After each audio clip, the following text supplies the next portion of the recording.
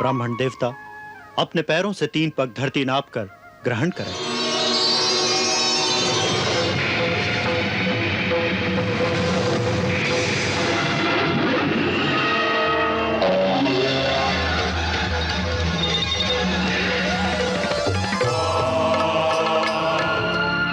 दैत्यराज बलि, 2 पग में तो मैंने सारी त्रिलोकी नाप ली।